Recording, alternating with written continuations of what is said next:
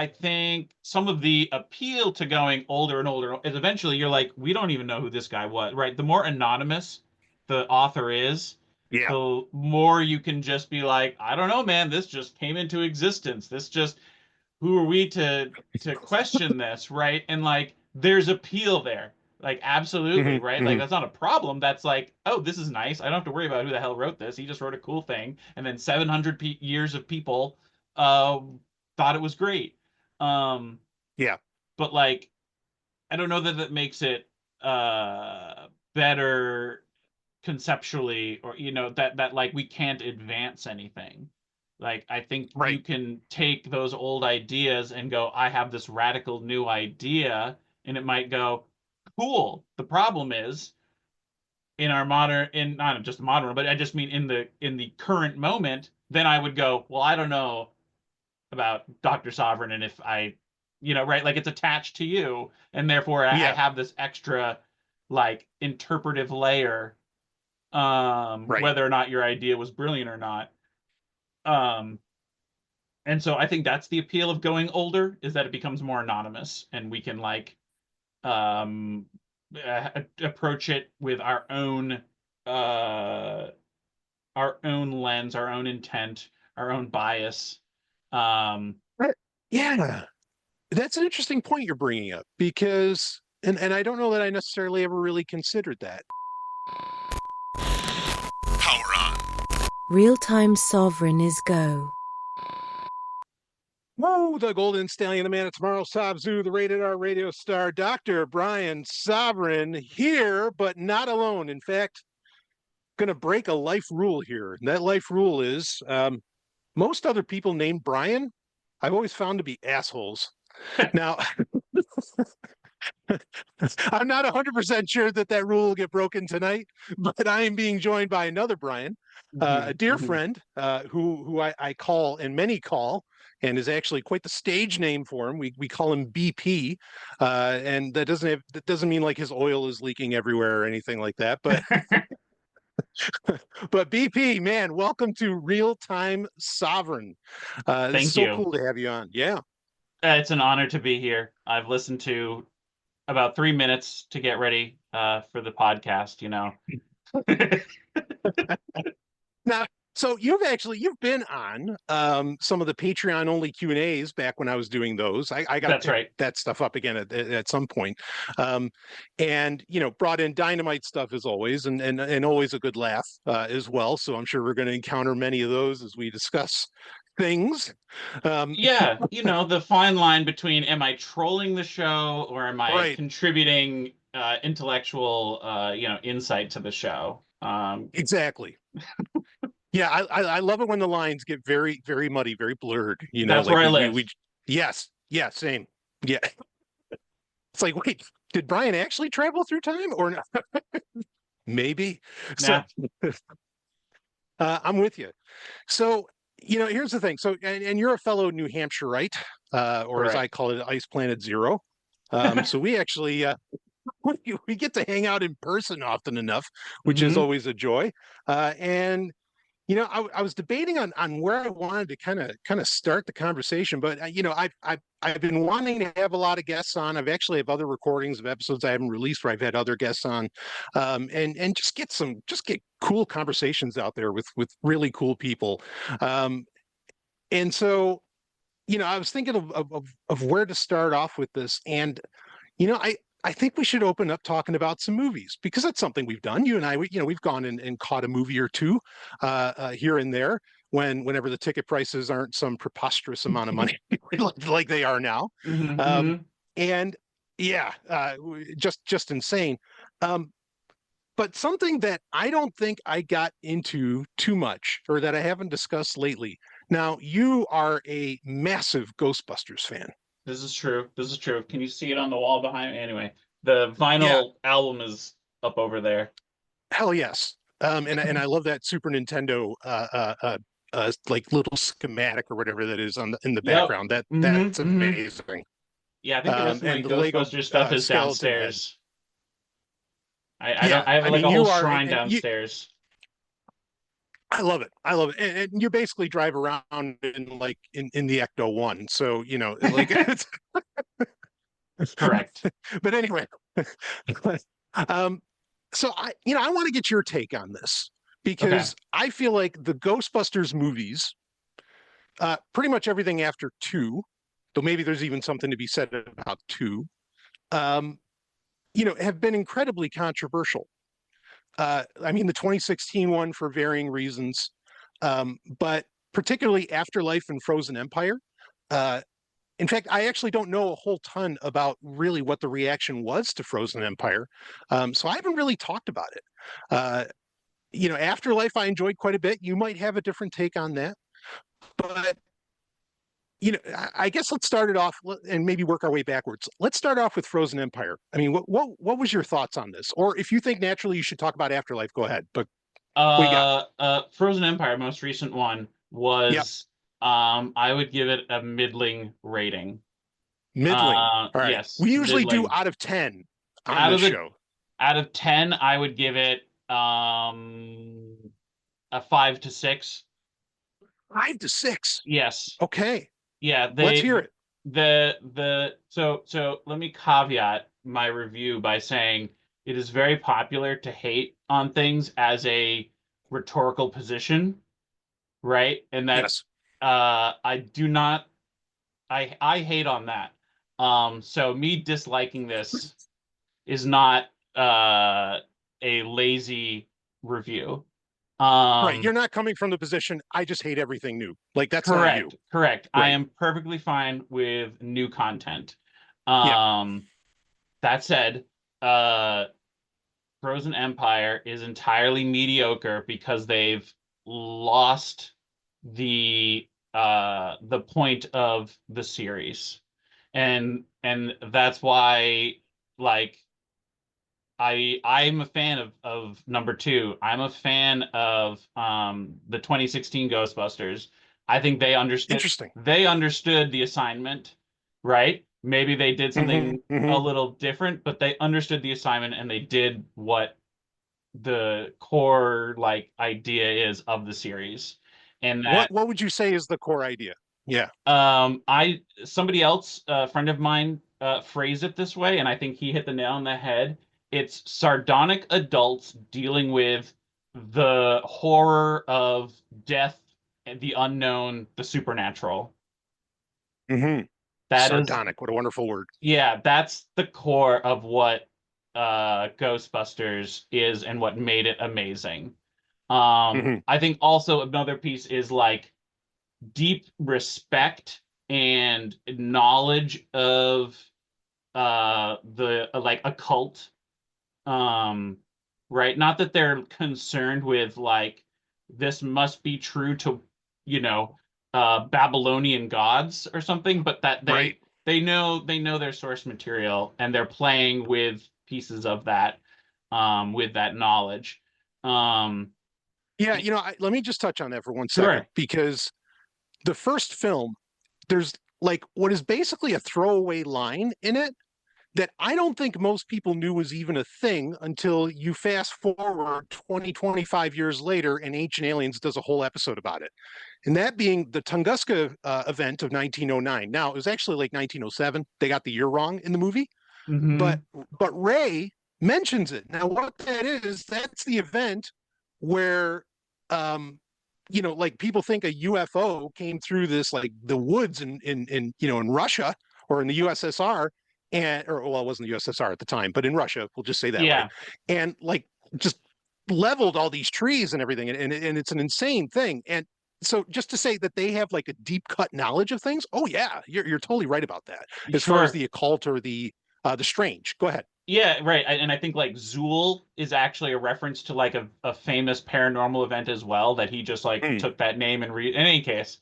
sure. Um, so like that's a big piece of it. The other piece is just the theme of like there's almost a you could almost say a Kafka-esque element where it's like Hmm. we know ghosts exist. There's afterlife. All of these things are now scientifically proven to be true. What do you do with this profound knowledge? We clean up ghosts. Right.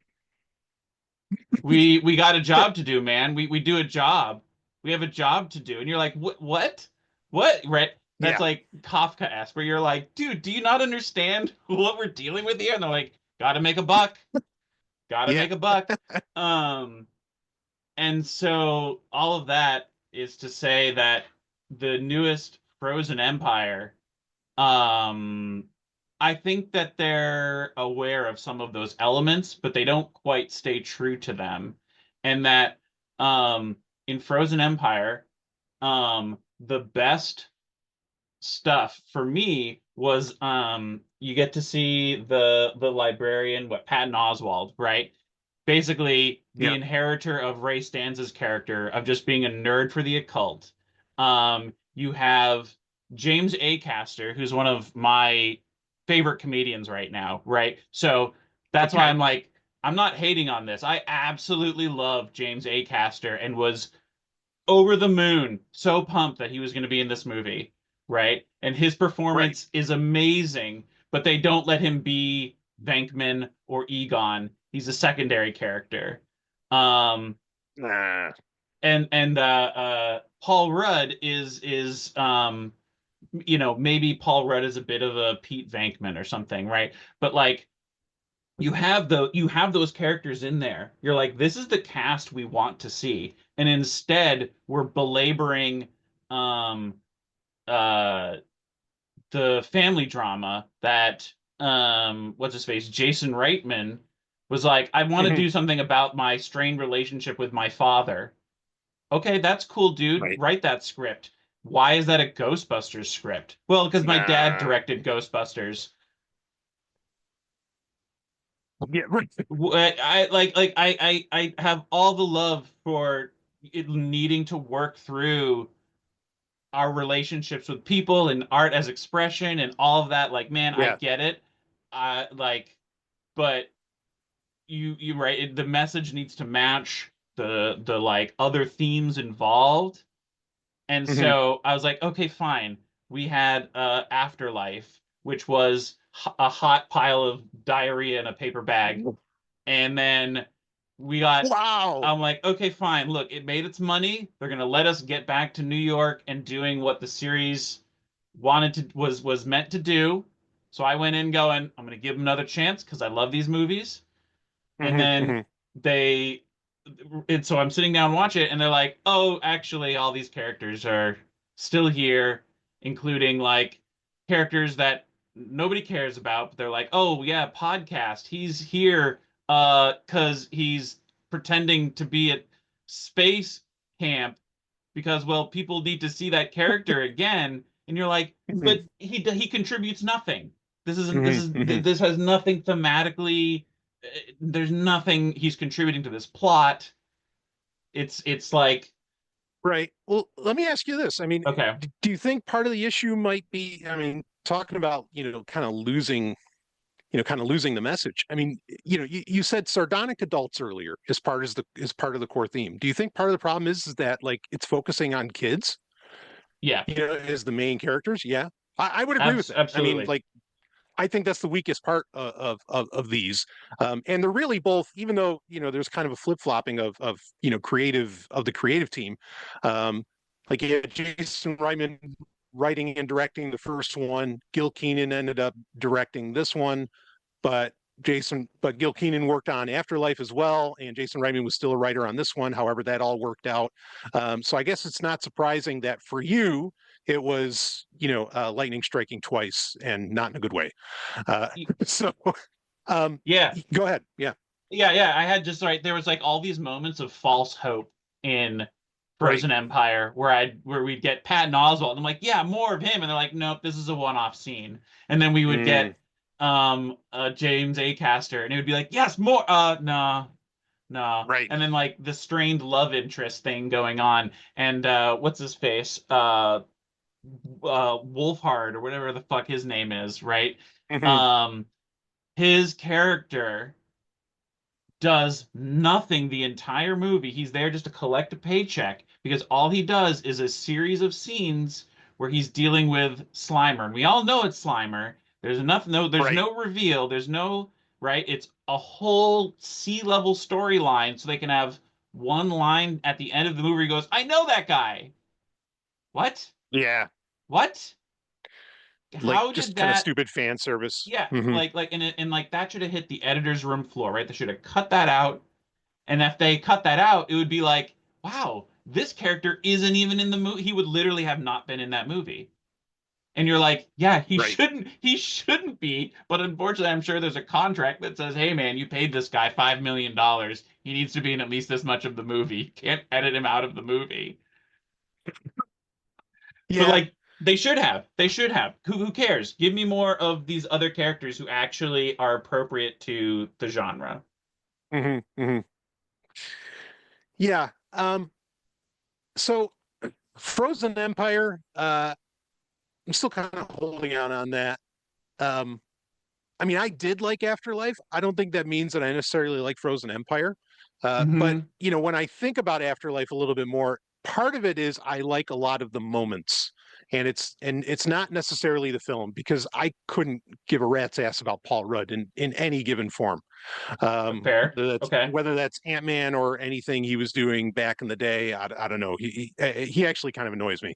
Um, Okay. but Agree to you know, disagree. yeah, sure, sure. No, that's fair. Yeah. So on the other hand, I mean, like the opening shot for Afterlife to me was so great with all you're just seeing the proton pack just charge right up into the sky, and there's this massive ripple. And to this day, I still want like a huge mural of that on my wall somewhere, of Hmm. just just Egon just blasting into the sky. I thought Olivia Wilde as coming back as Zool was one of the better moves you could make. Um, but I hear you. Like neither of these films are going to compare to one and two. Um, and I think two is a great movie. I still don't exactly understand the hate towards that film I that don't it still understand gets. it. Yeah, No idea. yeah. I mean, the dancing toasters, all of that shit is great. Yes. Um, I mean, Cheech Marin saying, better late than never with the Titanic coming. I mean, these aren't just moments. This is great comedy. Yes. So, Yes. yeah. Um, so I'm baffled by that. I think they're the same people that just don't like RoboCop 2, which I also don't understand why anyone would say such a thing. But uh, Yeah. Yeah. now I will say, and I want to touch on this. Okay, the 2016 Ghostbusters. Now you defend that, Hmm. and that's okay. And I just like I want to hear it. I want to like how did that carry on the spirit of Ghostbusters? Uh, it dealt with it had the It correct is themes, wacky for sure. right? Hmm. Hmm. It's like they were people dealing with the supernatural and also being um ironically detached from it. Right. Sure. And that's the humor, right? That's what makes it work. Great characters, great moments. For me, I think, um, for me, the weak component of that movie was uh, they didn't like the supernatural element, I think, was not as well developed. So for me, the Hmm. piece Hmm. that needed a little more oomph was that thread of the plot line of just like what really is this guy up to? What is he doing? And how does this make sense in his own magical worldview, right? Right. And and I think that could have been enhanced with I'm blanking on character names. But Sure. Yeah, I wouldn't be able to tell you on these ones. um but one of the characters she joins and she's like she works the subway, right? And she knows like the history of the Undercity. Like that's a big thing she Hmm. says. She's like, "Oh, I know all about this obscure history of the whole thing." And you're like, Right. okay, cool. So they're setting up that she's the missing piece to the knowledge they don't have to their science knowledge. And you're expecting her Right. to fill in the gaps of what they knew, and then you would have this full picture of the conspiracy, what's really been going on, Hmm. right? Like when they realize that Ivo Shandor, right, has been doing these things in the building, and it was a ritual site, right? And it's like, oh, right, they set that up, but then she doesn't really play a part. She's just the fourth member, right? She's just Right. helping out, and she's great, and I love her character, right? But they don't utilize what she's bringing to the team. And I think that what she should have brought to the team was building out that picture of like, what is this supernatural conspiracy? And Right. then that would have enhanced the final moments of then going, okay, great, how do we deal with this supernatural threat? Right. And Yeah. solve that problem. Yeah. Yeah. I think so. For me, with the 2016 Ghostbusters, it wasn't so much. It seemed like a lot of people. Well, I know what a lot of people had issues with. Obviously, they didn't enjoy the gender swap, or Yeah, well, they can eat my ass. and a fine ass it is. Yeah, thank you. Yes, right on. I've helped you train that thing. Anyway, so, whatever that means. So I know that people have a problem with that, but some people who try to be a little more intelligent about it say the issue was the script. I didn't really have an issue with the script. Like I didn't necessarily think there was a problem with that. I will say, and this has zero to do with the fact that they're women, has zero to do with what their lineage may be or anything along those lines. I just didn't think it was a strong cast. The cast didn't grab me. And what they could have done to put that cast over, in my opinion, would be one of the classic tricks to do in any kind of franchise, is to create the antithesis team. Like any kind of team franchise, if you want to get people to take your good guys or gals in this case, if you want them to take you seriously, bring in the antithesis, bring in the Psycho Rangers to take on the Power Rangers, or bring in the Green Ranger to kick the shit out of all of them. You know what I mean? Like you got to bring in that antithesis. And if they did that in that movie, I think there would have been a lot less complaints. I think we would have bought the heroes more, because you understand that, that the Ghostbusters are, they are what they are. And when you have that well, I don't know what that antithesis would look like, but I think you could have done something really cool with that. And the franchise is yet to do that. And I don't know why. Other than maybe the cartoon might have played with that, but that's because J. Michael Straczynski's a genius. Yeah. So yes. Right. Yes. Which did you like the real Ghostbusters back in the day? Yeah. Yeah, phenomenal. Of course. Yeah. It's absolutely. It's top notch. Yeah. Yes. Yeah. My only issue with the script is what I already said about underutilizing, some plot elements that were there that I think they could have massaged that to something more powerful. No, I agree with that. I agree with that. Yeah. And it's an interesting thought to me, like what you made me think of them being like, where's the antagonizing team for them to be contrasted against? And like they inserted the scene where they read comments on their YouTube videos, like reading actual comments people made about the trailer to the movie, right? They like reshot and added that in. And you're like, yeah, the antithesis they're playing against are these shit fans. That was right. Contrasting these very funny women against troglodytes, in their basements.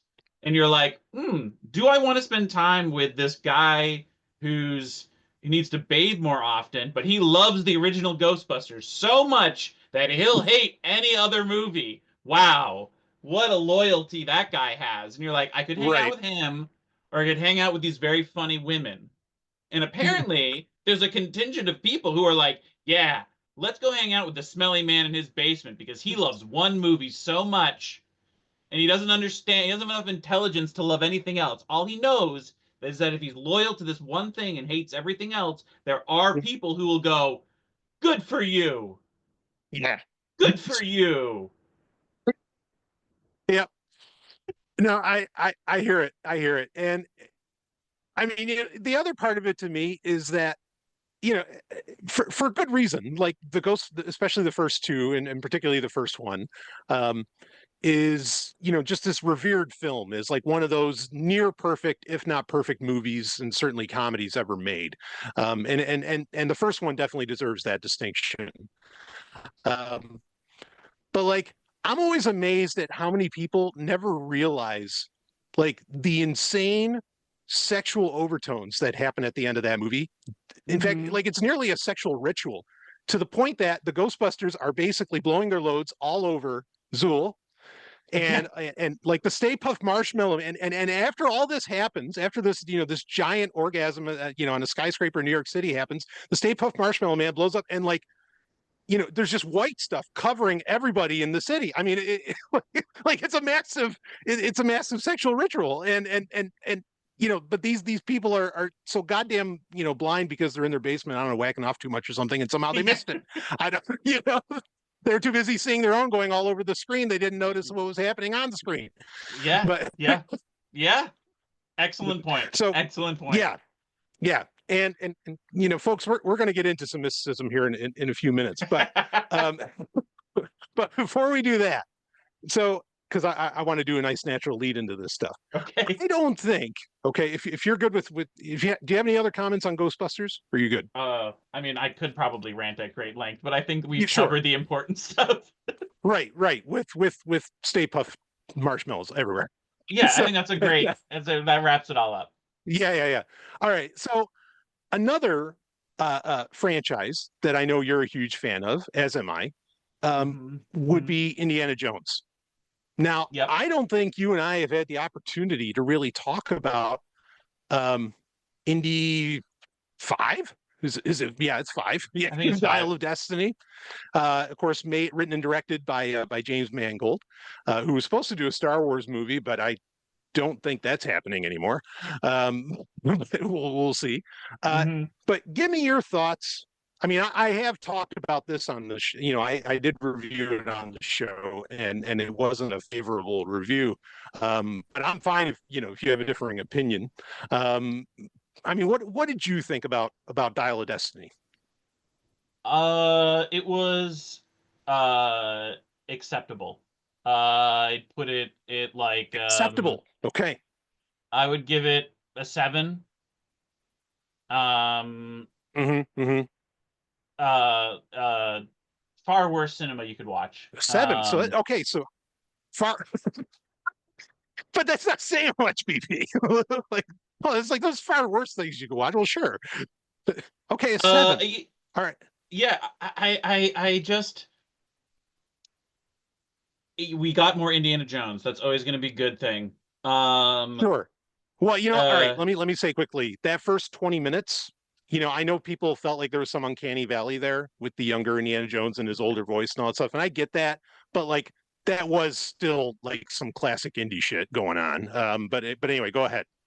Yeah, I think that for the most part, the movie understood the assignment. They had a lot of indie classic material, and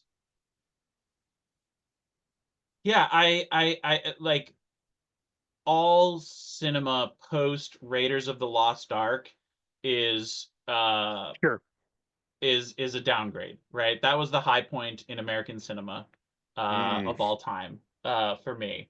So the fact that we got more of him is great. Harrison Ford's a national treasure. Sure, no disagreement there. Yeah, like, so it's just kind of like, what can you say about it that's bad, I guess? It's just, there's a lot less. For me, there were a few elements, again, of extraneous characters, underdeveloped characters, things like that I think in a earlier age, we wouldn't have, when we don't need 3-hour-long movies, would have been cut out of the movie. Spielberg in his heyday would have just been like, yeah, this is silly, or this isn't working, or this isn't interesting. Right. He would have just cut it out, right? We just don't do that anymore in the era of 3-hour Marvel movies and everything else, right? Like, no content can be removed anymore. I don't know what's causing that. Is it the studio? Is it contracts lock people into, right? Like, I don't know where it's coming from. But like, those were my issues with it. Were just things that I think could have been cut and you could have tightened up the movie. Sure. And it gets to like for me, and maybe this is just a me thing, right? But like we've lost, or maybe I'm just getting more savvy. Maybe that's what it is. I'll talk myself up. Maybe I'm just getting smarter. Um, Right.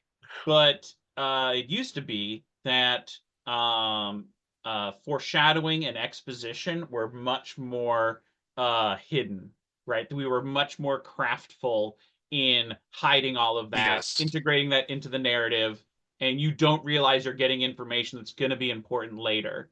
And um, Mm-hmm.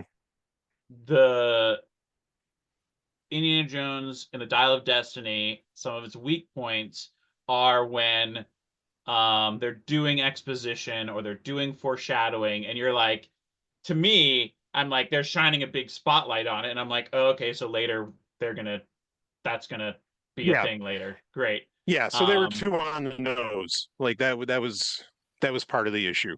I got you. right, right. You know, they like, yeah, they need to be a little less what's the word I want? They're lampshading it too much, or they're like, Right. they don't think you're gonna pick up on that detail.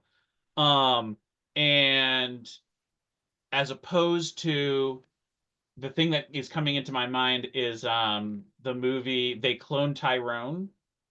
Did you see that movie? I don't think I've seen that. Okay. Wow. In I that don't get to say that movie, often, but go ahead. yeah. In that movie, there's tons and tons of foreshadowing exposition information that you think is just banter, that you, right, like they Right. hide it so well, and then you get to the end of that movie and you're like, oh my god, they said that Mm, in the first quarter of this movie and that was actually information. right. Like that movie, one of the reasons I enjoyed that movie is because it wasn't just, here's information for you, Mr. Viewer, hold on to Mm-hmm. that. Here, Right. let's highlight this for you. You got that, dum dum? Great. Um, and so that, like, so there are people who can still write, direct, edit with that level of skill. It's still out there. But Hollywood, or at least big stuff, either can't do it or they're purposefully dumbing it down, right? And how cynical am I? It was where I land on, right, Right. those options.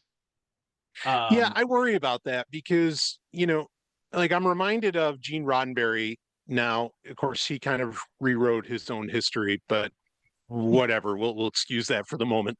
Um, but like where all he good would science say, fiction writers, yes, okay? L. Ron Hubbard did the same, okay? exactly. He was an admiral. What are you talking about? So,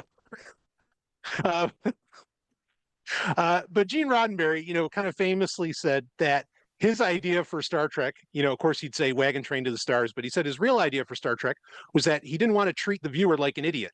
They had the idea that the person on the other side of the screen was intelligent. And I think he kicked that off because there is a time frame where, and especially with granted movies were kind of dire and serious, a little too serious maybe in the 70s. Um, but for a while there, yeah, like stuff was really, really intellectual. And maybe we've just gone backwards to where like no, like Hollywood doesn't think the person on the other side of the screen is intelligent anymore. um yeah, I agree with you. And something else, you bring up a movie like that's kind of clever. Now granted, this one is more from like the late 90s, early aughts, so back when, maybe on a larger scale or more broadly, movies were better on average. I don't know. I mean, I think we have a real problem that just too many of them get made. I mean, it's fucking insane. Yeah, also that. But there's a classic movie with Kevin Bacon, though most people probably won't remember it for Kevin Bacon, but it's called Wild Things. It also had Denise Richards, Nev Campbell. It was a, what I guess what people would call like an erotic thriller. Um, but it was a theatrical film. It was really, really good. And people have to get over the fact that, like, stop thinking of it as a skin flick, because what it does is it doesn't like it's a murder mystery. It's a thriller, so there's kind of a murder mystery going on, Mm-hmm. and you don't really know a lot of what's going on. But then during the credits, they show you all the scenes explaining what was happening throughout the film, and I just thought that was genius, and I've never seen another movie do it. Where like at the Interesting. end, I mean, even Bill Murray's even in this, just to attach it to Ghostbusters if we wanted. But Bill Murray's in the movie; he's great. Um, and you see how all of this actually worked, and then you just want to watch the movie again. And I don't know why more people don't give us that, where at the end you could see moments that start to explain everything. Not that I think that'd be a fit for an Indiana Jones movie, but yeah, I agree that there appears to be a dumbing down in Hollywood overall. Yeah, it's right. Either that or just a general loss of artistry, right? Right, The fine right. craft, right? It's one or the other, probably both. Yeah, maybe a bit of both. Yeah.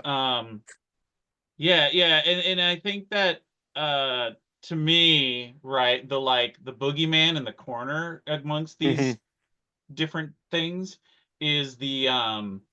Night Shyamalan stuff, where the entire Sure. movie hinges on one reveal, one piece of Yeah, right. information, right? And to me, that convince a bunch of people, look how clever you can be, right? Right. And then it became stupid. And then we went, no, Yeah. no more clever movies. We're being too clever. And to me, right, like those movies, I've seen a few of his films, and I go, if the movie isn't worth watching, if you tell me this one piece of information, that's a shit movie. Yeah. Right? Yeah. Like that was like maybe not shit, but a 4 out of 10 movie. Yeah. Right? Where like you could be like, "Oh, hey, you want to watch Raiders of the Lost Ark?" Yeah, at the end he gets the Ark. Oh, well, I can't see the movie now. You'd be like, "Absolutely not, man. That movie's incredible. It doesn't Yes. matter. It It's the doesn't ride. matter. It's the Yeah. ride." Yeah. You know? Yeah. Uh, Yep. and so it's like, right? Like there's all these extreme ends of the spectrum. Are we too dumb, or are we so clever that one piece of information ruins the movie? Right? And you're like, let's go back to just being reasonably intelligent in Yeah. our craft here. Yeah. Yeah, like that's yeah. So if anyone's ever like, oh, this movie, but I don't want to give you any spoilers, and I'm like, if a spoiler genuinely ruins this movie, then I probably don't want to see it. Yeah. Yeah. Like, It's right. No, I'm with you on that. Like if it's all about that one hook, I mean, for me, I like a movie that that kind of forces me to see it more than once. Like, I mean, that's kind of what I was saying with Wild Things. Um, Now, that might be a me thing, because apparently there are plenty of people who really just watch a movie once and then they move on with their life. That kind of blows my mind. But maybe it's because there are so many movies right now, and you like can't even imagine watching something more than once. I don't know. But yeah, I'm with you on that. Like that. Yeah, because I don't own a single M. Night Shyamalan film. And you of few people have actually seen my collection, and yeah, it's extensive. yeah, you need a wide angle lens just like other things for me. So the you like, And I can confirm that as well. right, come on, locker rooms, things happen. All right, so yeah, I don't own a single M. Night Shyamalan film, and I never have any intention to, because I think that's like a shoddy trick that doesn't do anything for me, you know. Yeah. Like, okay, I get it with the movie Signs, but then, or The Sixth Sense, and I don't know, like, I'm glad that the Scary Movie series was able to make parodies of all that, thankfully, but Yeah. otherwise I just don't care, you know. Yeah, what good is a Yeah, movie? Yeah, so go right. ahead. What good is a movie you can watch once, right? Yeah, like that's a great, I Yeah. think that sums it up. Of like an M. Night Shyamalan movie, maybe twice, I guess, once you know the reveal, you watch it again to go, ah, these idiots. And then you're like, Yeah, right. that's it. Yeah. All right, you know what? Okay, I do want to get back to Indy on this, but Okay. you just made me think. Have you ever seen Vanilla Sky with Tom Cruise? Oh gosh, I don't know Maybe if I've not. actually seen that movie. Okay, then we're not going to talk about it. Okay, okay, sorry. I'm like I That's all know right. of That's all it, right. but I don't think I've seen it.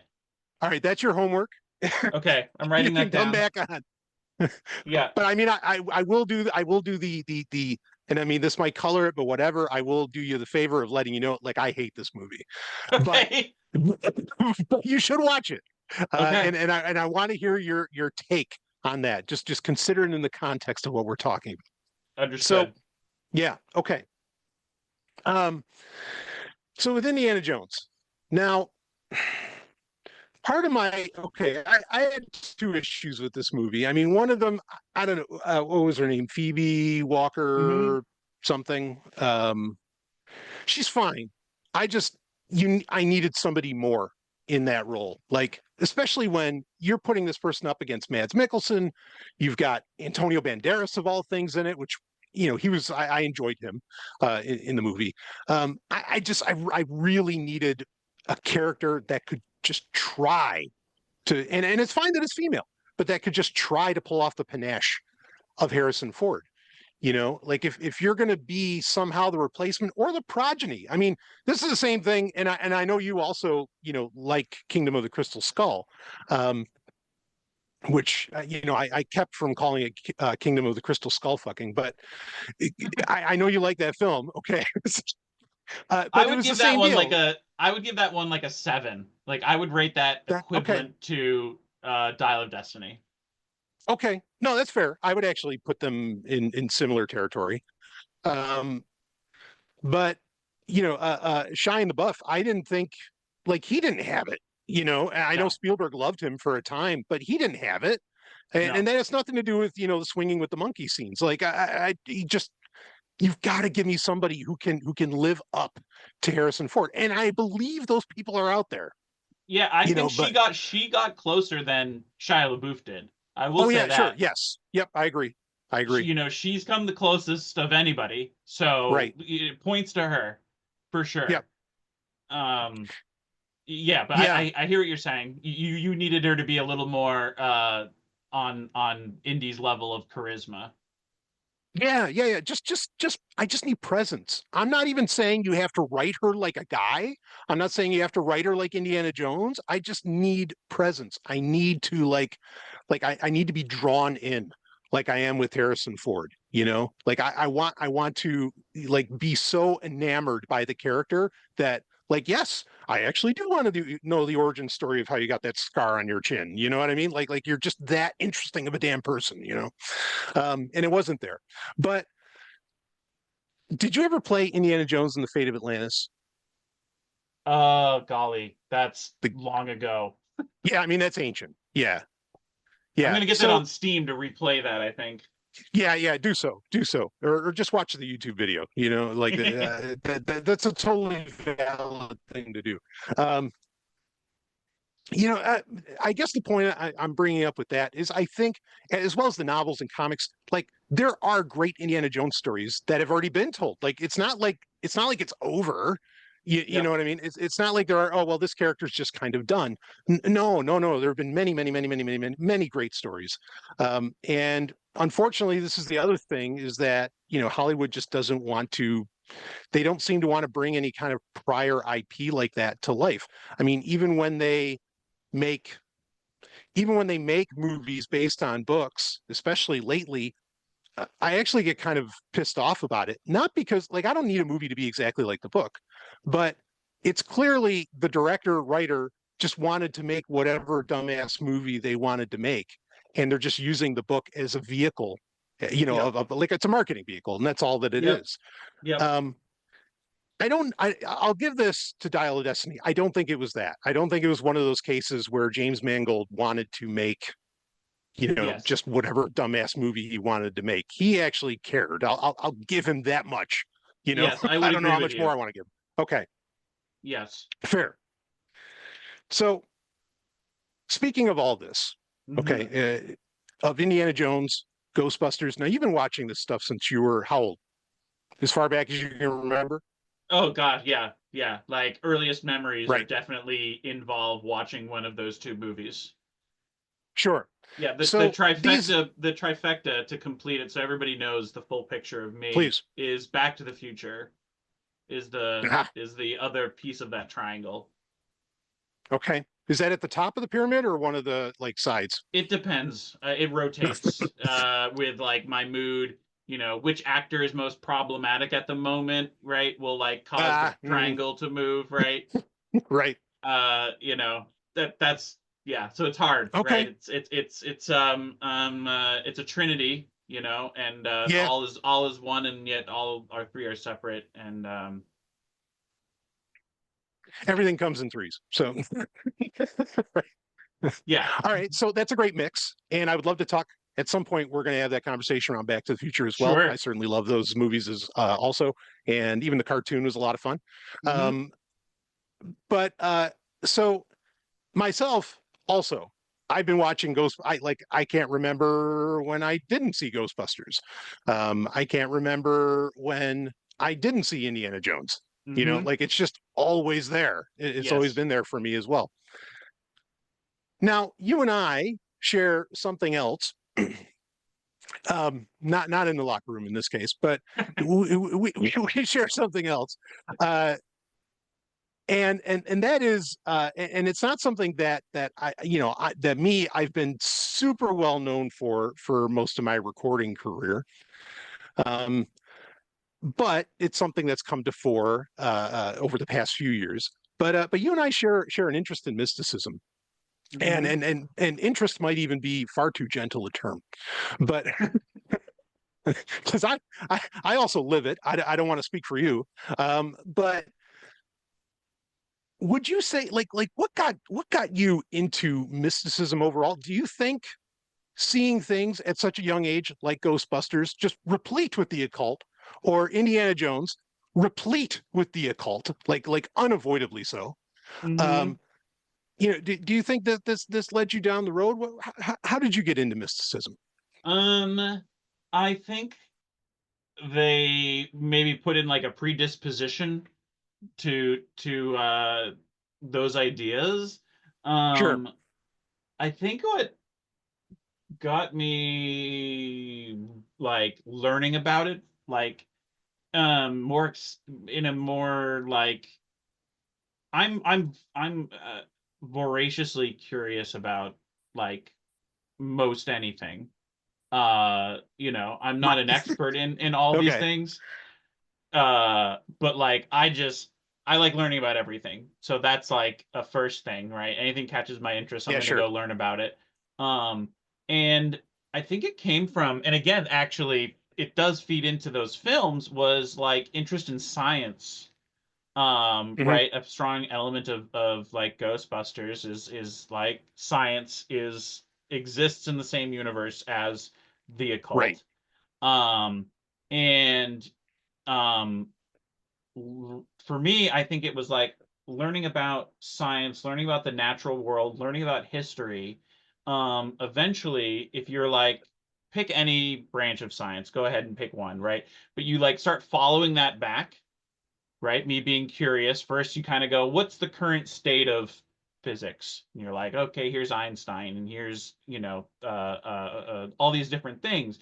And you're like, well, why was that a big deal, right? Like the next question. Okay, well, before Einstein, we had, Newtonian physics. And you go, oh, tell me about that. And you go, Yeah. learn about that. And you're like, oh, well, why was this a big deal? Well, he invented calculus and, laws of motion and this, that, and the other thing. Oh, well, why was that a big deal? Oh, well, go read about natural philosophy and what he was building off of, right? And and like also, I think maybe early on I didn't know this, right? They don't talk about it as much, right? But like Newton was a huge occultist and alchemist, Oh yeah. and right, and so he was reading all of that stuff, and to him, the occult and the physics were one and the same, right? He was trying Right. to understand laws of motion as much as he was trying to understand what gold was made out of, right? He was trying to quantify all of these things. He Yeah. approached them all with the same level of interest. Um, and so you just keep following that back, and eventually you I mean, you don't even have to go that far back for the threads to merge, right? For you to be Hmm. talking about one and the same, right? And then you go over and you're like, go look at chemistry, and you follow that far enough back, right? And you get into like iodochemistry and herbalism and early metallurgy, which just goes back into alchemy and all of these, you like go from science to proto-science to natural philosophy, which is also now just mysticism, right? Like Hmm. all these threads you overlap and are intermixed. So anytime I was interested in one thing, I just followed it back until I was like, oh, here I am again, and back in the same Right. building. Yeah, exactly. So like any branch of science you were looking at, you just keep going back until you get to like the Enlightenment figures and whoever happened to start perhaps or really kick off that branch of science. And then you realize, well, wait, all these guys shared this in common. Why were they all hanging out together? And suddenly you run into alchemy, and then that just keeps going back. Yeah, I really dig that path. Um, and because it does, I'm reminded of, not that I'm necessarily a fan of this guy, but I'm reminded of, Neil deGrasse Tyson talking about why Newton was the greatest scientist and why he wishes there were more Newtons and, less of like the modern type of scientist. And that was because not that Newton like had all the knowledge or had all the facts, but because he had the mentality to be able to figure it out. Mm-hmm. Like that was it, was just his ability to figure something out was so incredible. But I don't think you can't, and I agree with him on that. And I don't think you can really like, you can't help but look at that like, wait, yeah, how did he exactly figure that out? And then realize that, wait, well, so what were his interests? What was he going through every day? Like what was his lounge reading and everything? And when you find out that that's a bunch of, occult texts and the Emerald Tablet and all whatever his interpretations were of the Book of Daniel or something, it gets pretty wild, and you can't help but look at that. I agree with you. You can't, even as a young person, you can't help but look at that and go, um, well, there must be something here. Like if it got him Yeah, to help them figure things out. yeah, right. Like, yeah, and to be like, how am I gonna learn how to think smarter? And to be like, I'm going to Right. limit what I know. And you're like, no, no, do the opposite.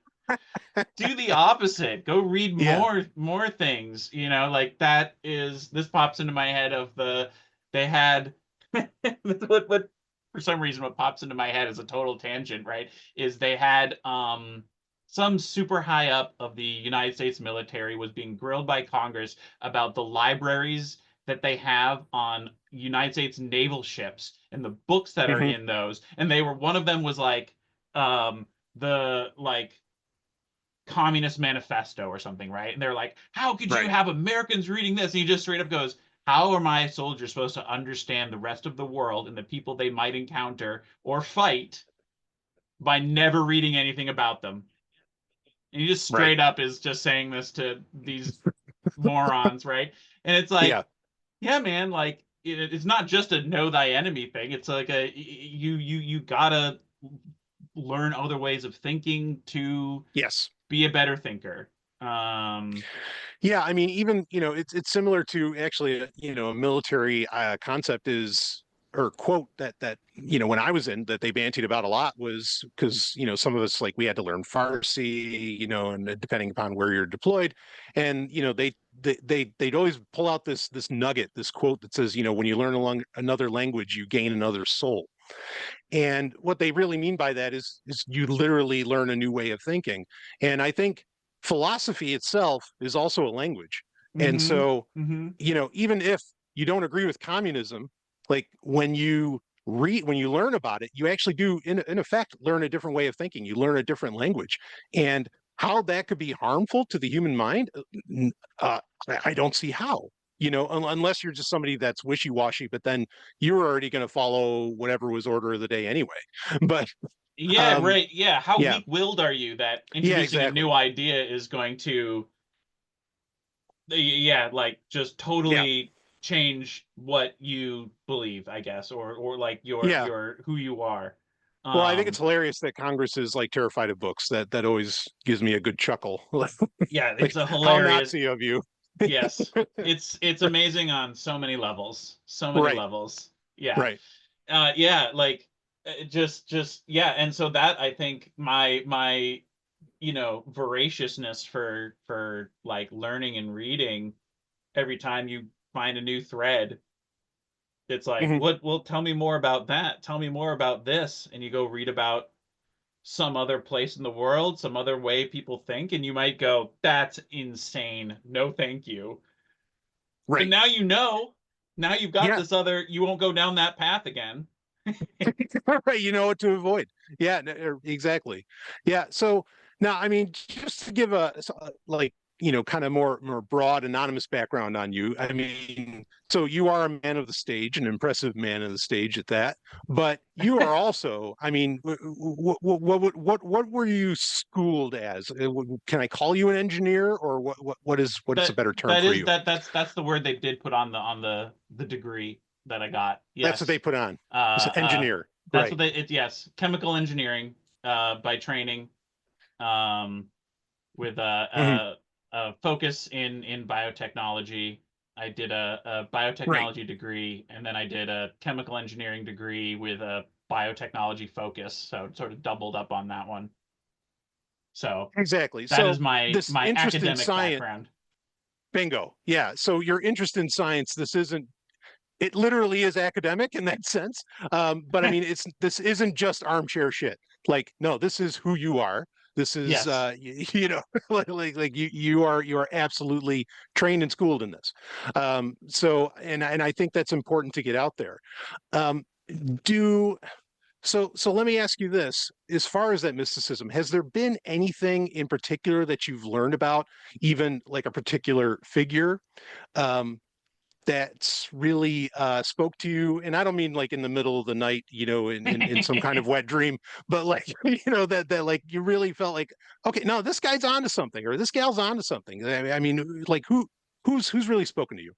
So, hmm, one person that pops into head, and maybe it's because like the copy of his book is right up here, Yeah, you is have quite an occult collection, I must say. I've seen your bookshelves. I've got, well, yeah, I have like a mini library on many topics. Like there's a science Yes. shelf. So yeah, I've got a lot. Yep. I have diverse interests, but um, Agrippa, Henry Cornelius, Agrippa. Ah, yes. The reason that I think he's cool, I guess, right? The Hmm. thing that, is he took what at the time was just diverse, not, I don't mean this in an insulting way, but like folklore, right? Like Hmm. all Hmm. this diverse knowledge, mystic knowledge, occult knowledge, traditions, all of this Yep. stuff. And he like made I don't know if he was, it's hard to say the first, right? But he made a first major effort to like systematize everything, Yeah. try to take it Yeah. all in and put everything into categories. He tried to find all the correspondences of like, everybody says this herb is good for this thing. Hey, wait a minute. That blossoms in this season, and this is the sign that is in the sky in that season. And oh, that would make sense because it's a fire sign. And right, and he like did this really big thing, and like the thing that appeals to me is, and I maybe this is playing to like the scientific side of me, of like categorization and systemization is really cool. And Hmm. so like I really appreciate what he did, right? Like in the same way that we talk about like um early periodic tables with Mendel and Yes. so on, of them finding the patterns and then going, I can predict the next set of elements. We have a missing element here, right? Because he found the pattern, right? Yeah. And like at the same time, people like Agrippa were going, well, wait, shouldn't there be an herb in this season that cures this thing because the correspondent says we need that here? What is that? And he's like, he's doing the same thing in the occult Yes. field, right? And Yes. and so like that, I appreciate that about him. Um Yeah. I and mean, Go ahead. Oh, just that's like a motivation be to be like, yeah, like this is a worthwhile endeavor to like collect all this information in my head, right? Yeah, no, 100%. I mean, 3 books of occult philosophy, you can't overstate how important those works are for, mysticism and occultism in general. Like, I mean, it not only like collected it, and I agree with you. Like, it's amazing how well it collated and kind of systematized it a bit. Um, and there's so many branches that came out of that tree. I mean, there's just Yeah. so many, Yeah. and I personally like appreciate how much respect he gave to Kabbalah. Like I'm totally, I mean, because Kabbalah and Hermeticism and, basically Neoplatonism, I mean, those are like the big things, is kind of his big three in those books. But if he didn't do that, I can't even imagine how much knowledge would never have survived. I mean, Yes. part of what's so powerful about it, whether he believed it or not, and certainly he believed quite a bit of it because he had his run-ins with the Holy Roman Empire, but he preserved so much with that. And yeah, I mean, Yes. everybody should be grateful to the existence of those books. I'm totally with you on that, and I can see where like a very analytical mind, would definitely feel the appeal to his works. And yeah, he's such a fascinating figure on his own, but his books, whole other level. Yeah. Yep. Other thoughts Yep. on that? Oh, I think I think you hit it really well in that it's like, had he not taken the time to do this, this would not have been retained knowledge. Right. Right. He did the same that like Grimm's fairy tales, right? They went and Yes. captured the stories that were oral traditions that never would have made it to the modern day, right? Like Right. that's his huge contribution. And as another author once put it, he's like all like especially once you hit like new age, but like Mhm. so much occultism is just uh remixing Agrippa. Like 100%. whether Yes. you want to take that as an insult or you want to take that as a compliment, that can vary depending on who we're talking about, but just so much stuff. If you just follow, where did this guy get his ideas from? You follow that thread back, it probably goes to Agrippa. Right. Like you cannot escape his influence for good or ill. And like I think there's a lot of, not to I don't know, not to crap on newer writers, not that they're not innovating at all, right? But there's just a lot of Mhm. occult chaff that if you're like, Yes. what are these guys writing about? What are they talking about? And you're like, you know what? Save yourself the trouble. Go back, read Agrippa, and then come back and go, okay, here are the things I want to actually learn more about or see what other people have said on. Right. And you can like target it instead of just all these rehashings of here's the big picture. And you're like, yeah, great. Thanks, buddy. Like I don't need that, you know. Um Yeah. Go Yeah. get I mean, yourself I would. like this one, like I have this is it's like annotated.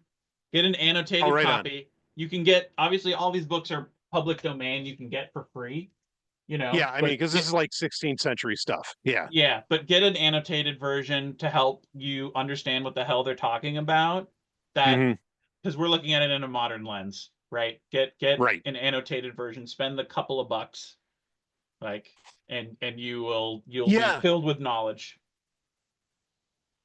Yeah. No, I agree. So, when people have asked me, I mean, if they ask me if they want to start, okay, I want to learn about Kabbalah, like I have a different recommendation as far as books. If someone says, like, I want to learn about mysticism or the occult, like, where should I start? I'll admit, I've often, recommended like Eliphas Levi's High Doctrines of Magic. And that's a 19th century work. So, 300 years, a little, Yep. it's a little more relatable, I think. And I think I feel like the 3 books of philosophy are a little daunting, but I actually agree with you because, again, because so many, like the metaphor I use, so many branches came out of that tree, and basically so many people, even Eliphas Levi, is remixing, what the fuck Mm-hmm. that Agrippa was laying down. I think that might be a great choice. to really kick off with. And it leads me to another question to you, which, you're talking about your path of getting interested and finding out about it in the first place, but then also getting interested in it, and arguably probably what led you to reading Agrippa's works is, you're learning about science and you keep going back, well, how'd they figure this out? How'd they do this? So, where did this come from? And you just keep going back. Do you, so a common idea, let me lay it out this way. A common idea during the Enlightenment era was that the older the knowledge, the more true it is. Or if we were to use another term, the better it is. And I guess, how do you feel about that concept? I feel like Agrippa was kind of playing with that, was that, no, the older the better. And I'm going to systematize it, and kind of put it all together. That's definitely a concept that's fallen away in modern science. No, we don't consider older physics, nobody considers ether, worthwhile to study anymore. And whether that's right or wrong is a whole other question. But I mean, how do you feel about that concept? Because it seems like that was your path, is you're like, no, the older the better. Do you agree? Do you more nuance? What do you got? I don't necessarily know that stating it as older is better. I think it's more, to me, it's more about what influenced each person, right? And so naturally that's going to make you move down the timeline, right? Right.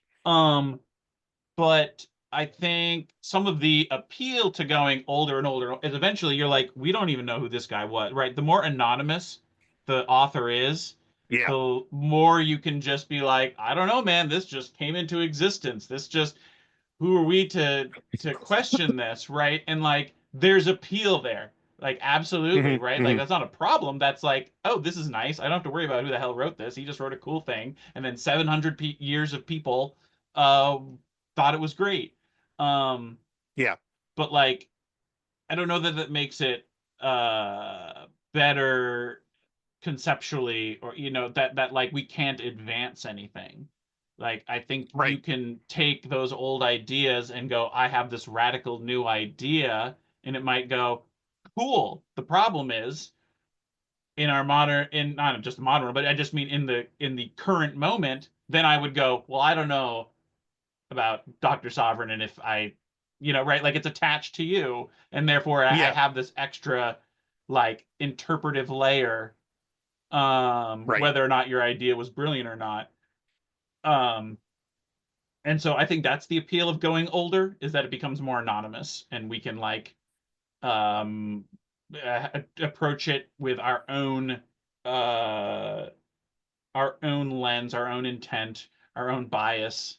Yeah, that's an interesting point you're bringing up, because, and I don't know that I necessarily ever really considered that. And when you go back far enough, what you're reading doesn't necessarily have to be colored by the writer, because you don't know who the hell the writer is. As to where, I've written and said plenty of things, but then people know who I am and they're like, well, fuck that guy. Right. We have the old adage of broken clocks. Go ahead. Oh, the thing that pops into my head is something you said. So take the credit. Okay. I was ragging on some cryptocurrency, right? Oh yeah. And I was like, and we were in agreement. You're like, you only need one cryptocurrency. It's pointless to have more than one. And you said the reason Bitcoin is the best is because we don't know anything about who made it, right? That he's largely unknown and anonymous. There's no way he can be problematic and ruin it. All the other ones, we go, it was this guy.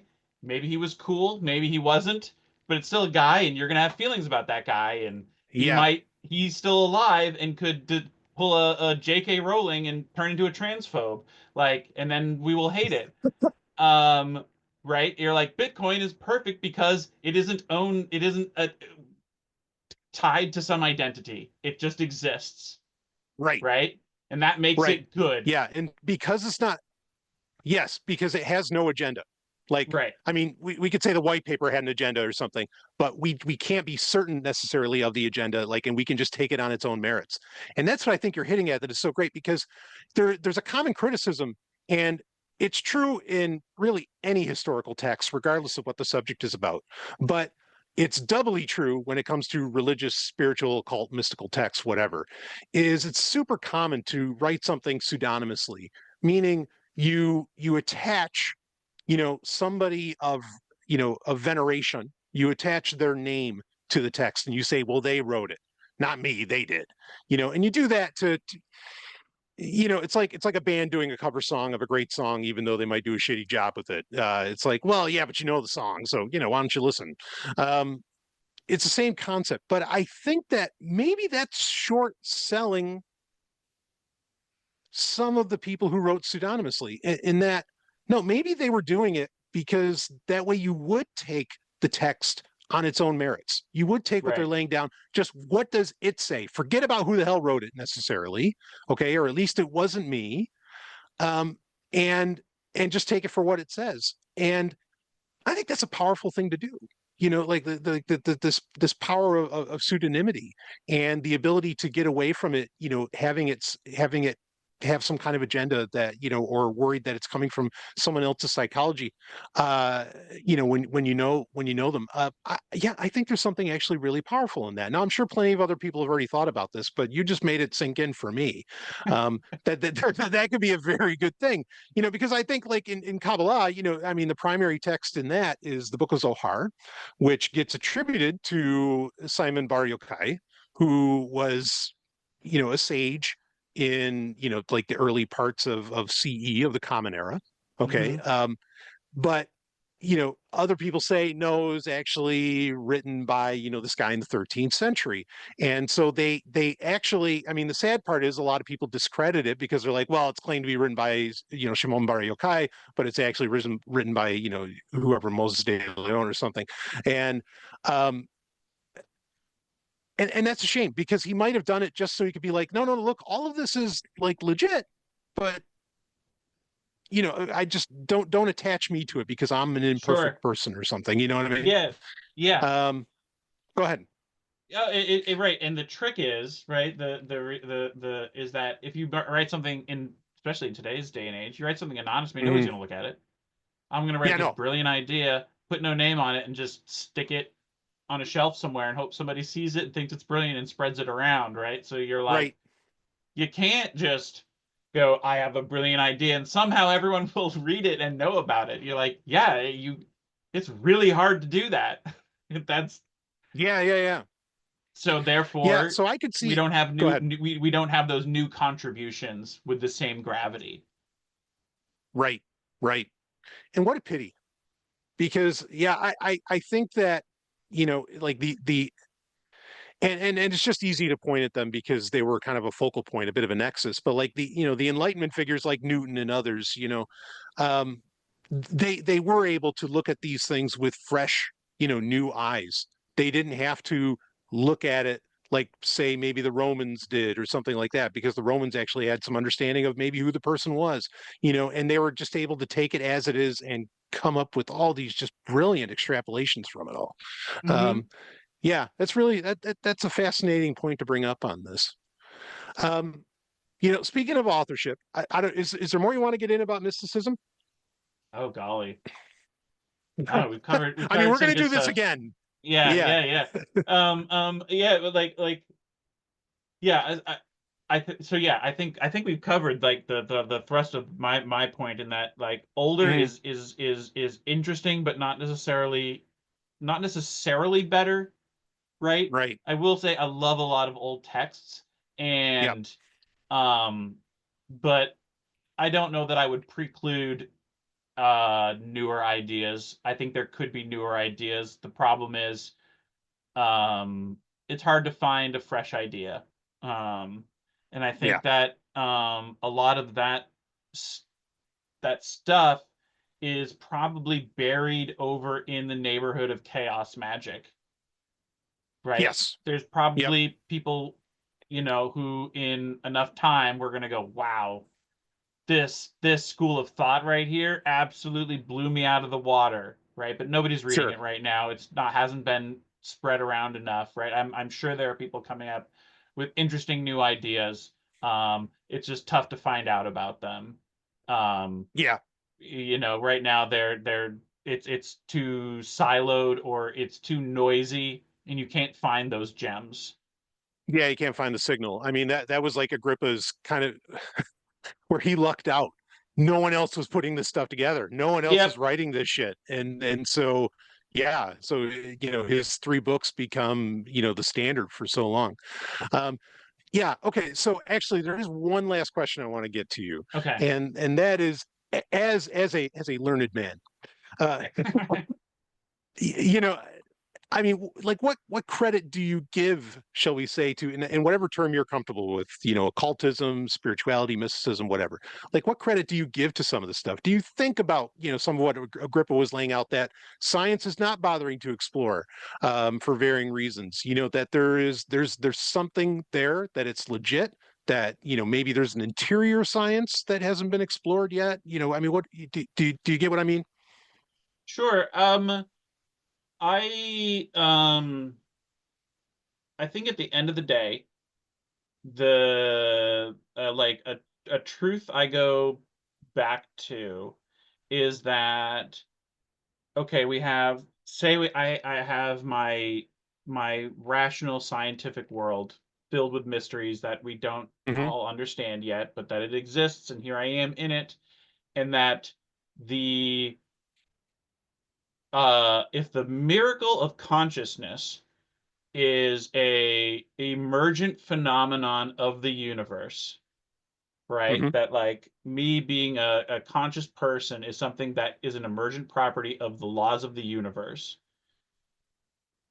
then why would I necessarily draw the line there? Right? Interesting. That there isn't an other odd phenomenon. And Yeah. so, um, I say all that being not to, like, look down on all these historical works I've read, right? But I don't necessarily go, yep, earth elementals are gnomes, and that's the truth, Right. right? Like I'm like, I don't subscribe to that Hmm. necessarily, but I love, learning to think is reading these things, right? Like, Right. I'll read all of them and understand them and learn about how they think, and that is useful to me. um and so, um so I guess I'm way more off on the side of being, like, closer to just being a hippie, world soul, kind of guy, I guess, is where I'm ending up, like Sure. that Sure. because I'm following, if that's my line of reasoning, right? To Hmm. go, okay, like, how could I be so, I feel like, how could I be so naive to say there couldn't be other emergent phenomena of the universe that does not, uh betray, that can still be true in my rational universe? Right. Right. It's just not measurable yet, Yeah, like, perhaps.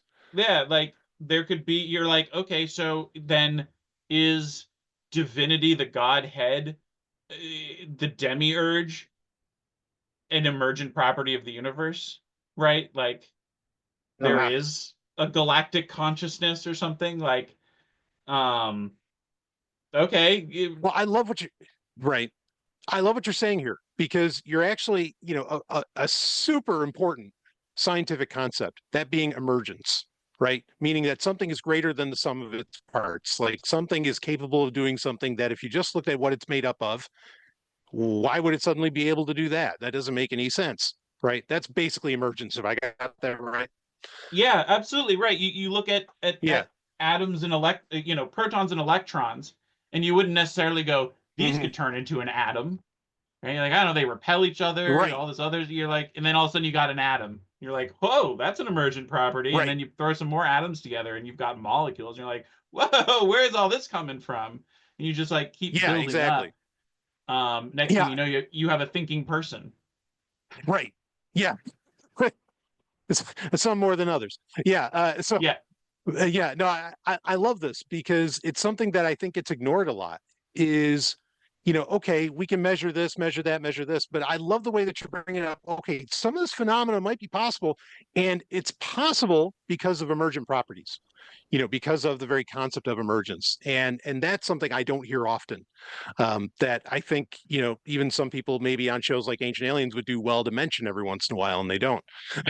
but no, that's good. Like I really like where you're going with that, because you're still bringing the science in and showing where, yeah, there's times where something kind of leaps beyond what we consider logical, and we have a process for that. We understand why that, or at least we understand the process of why that happens, and that's wild to consider. I dig it.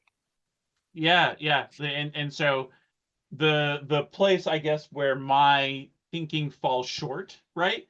As like Mm, a, and I'm saying this as like, for like the scientific side of me, of going, okay, well, if that's true, then what's the next conclusion? What's the hypothesis? What's the next thing, right. right? And I'm going, yeah, okay, I guess I haven't gotten that far yet, right? Like, okay, consciousness is an emergent property, so there must be other things. Okay, like what? Yeah, that's a Hmm. great question, sir. Yeah, right. Well, that's when Yeah, you get to good. say the greatest scientific. Yeah, you get to make the most accurate scientific statement of all time, which is I don't know. Right. Like that's the I best don't thing we know, can man. say. um Yeah. yeah, right. Yeah, Yeah. so there are multitudes probably that exist. I don't know that I would ascribe a whole lot to it. Like if I were to just flip it and describe it from like a more something that's more couched in like a religious mystic Hmm. language, right? The way that when I'm asked, I would say that I'm an apophatic deist. Huh. Um, and I could just say, go look those words up on your own, readers at home, um, and come up with what you think that means. But the essentially what I'm saying is that, right, being the deist thinking is that you're like, okay, fine, God exists, but he has nothing to do with what we are. Right. He does not conduct miracles. I'm Yep. saying he, but it, whatever, right? Like it does not intercede in our mortal lives. And apophatic Yeah, is the it. the absentee landlord, the blind watchmaker. Yeah. Yeah, Apathetic. Yeah, go for it. the unmoved mover, right? Right. The my favorite phrase coming, it goes back to like the Greeks, which is the demiurge, right? Like there was like Yep. creation, and then it was like, yeah, but it's not like an entity re- desiring of worship. um Right. and the apophatic component is that whatever the divine or whatever the other is cannot be described in human terms. Right. We can only describe it in the negative. So to say that Yes. whatever this other is, it loves, there is no human concept we can apply to it. To say that it cares, to Yes. say that it thinks, to say that it, um, right? None of those apply. We can only say what it is not. Hmm. Hmm. Um, and that's how I would describe, like, what do I mean by there's if consciousness is an emergent property, and there's probably there, I think I can conclude that there are other things. Okay, how would you describe that other thing? I would describe that as apophatic deism. Right. Yeah, I love that. It's the nothingness with a capital N. You Yep. know, yeah, I'm with you on that. I like that a lot. Apophatic deism. I think you just started a trend, my friend, with that term. Um, well, something that I don't think is part of the apophatic deism. We're going to shake things up a little bit here. Okay. Okay. Um, that would be AI. I don't think this is not something. Um, I mean, like I love that you brought up emergence, and I guess if I want to be if I wanted to be perfectly consistent, I shouldn't say that, putting a bunch of, processors and metal and electricity together and everything, that somehow couldn't create something that we didn't anticipate. But I'm a little harder when it comes to that which is made of metal. But I could be wrong about that, I suppose, if I wanted to be perfectly honest. But I'm of the school, or of the opinion, is what I mean by that. I'm of the opinion, yeah, no, this idea of AGI, of an, artificial general intelligence or super intelligence, from coming out of, from our hands and, our machinations and literal machinations, I just don't see that ever happening. But it's, we do have some form of AI, a very narrow AI, that does exist, and honestly is flooding the fuck out of every entertainment channel we have, every communication channel we have. I mean, Mm-hmm. I think that's fair.